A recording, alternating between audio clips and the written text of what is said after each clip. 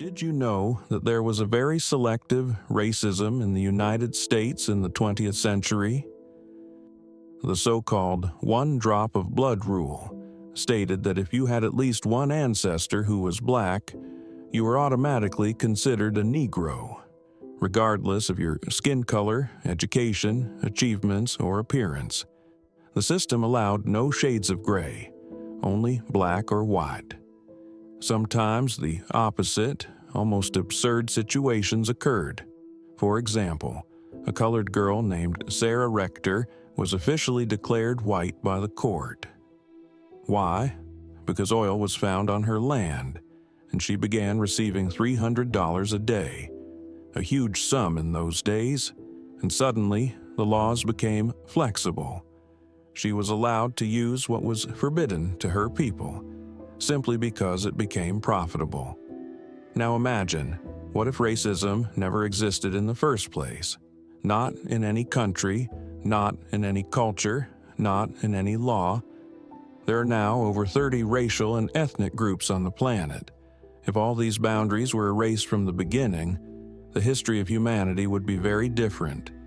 First of all, less bloodshed, fewer wars, fewer genocides. There would be no horrific crimes against Serbs, Armenians, Jews, Indians, Africans. During World War II alone, more than 5 million Jews were exterminated. All this is the result not just of Nazism, but of a system based on racial hatred. If such an idea did not exist, these lives could have been saved. Hundreds of thousands of families, hundreds of millions of unfulfilled dreams. How many geniuses were not born? How many scientists did not make discoveries? How many musicians did not write their songs? In many countries, slavery would never have existed. In the United States, over 12 million black people suffered over 300 years of slavery. People were bought and sold like commodities. One person was worth $120. As much as 10 cows or 100 kilograms of coffee. Human life was valued less than a luxury item. And what about segregation? In South Africa, the U.S., and other countries, people were officially forbidden to use the same toilets, schools, hospitals, beaches. Everything was built in duplicate, separate for whites, separate for blacks. Even benches and drinking fountains were separated.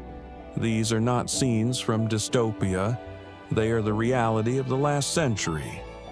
If racism didn't exist, there would be no such organizations as the Ku Klux Klan, which organize lynch trials, lynchings without evidence or investigation, just for being the wrong color.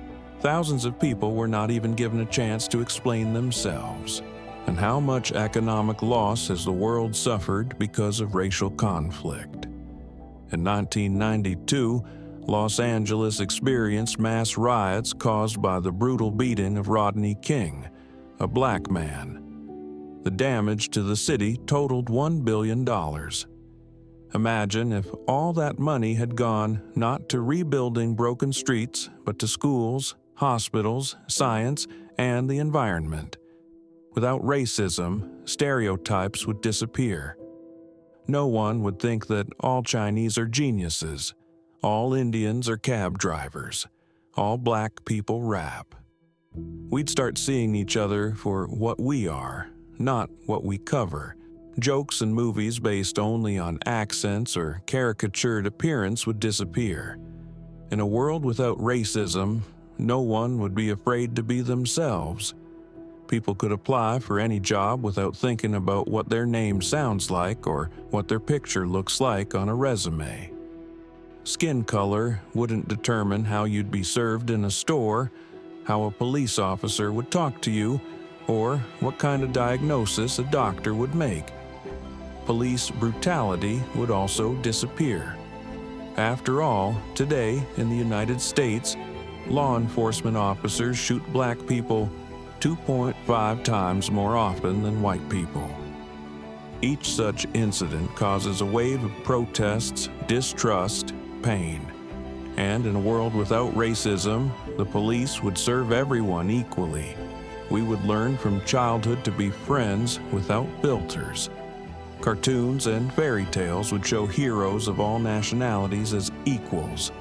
This would mean that the new generation would grow up less inhibited, more empathic, and open-minded. And, most importantly, people would be kinder to each other. After all, so many conflicts, wars, even domestic quarrels begin precisely because of differences.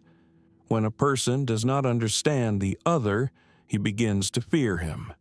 And fear is the first step to hatred. By removing racism, we remove the root of fear. We are no longer black and white, our own and others. We are human beings. A world without racism is a world where minds come together, where culture advances, where science is not hindered because of the color of a scientist's skin. It's a world where you don't have to fight for basic rights. Everyone has them by default. And yes, of course racism is bad, that's obvious, but it's important to not only understand it, but to act on it. Because the traces of racism remain to this day, and as long as they remain, we will not make real progress. The civilized world has long been trying to get rid of this problem. Discriminatory laws are being repealed. Equality programs are being introduced. Textbooks are being rewritten. These are all steps forward. But the most important step is within ourselves. For, as Nelson Mandela said, no one is born hating another person because of the color of their skin. People learn to hate. And if you can learn to hate, you can learn to love.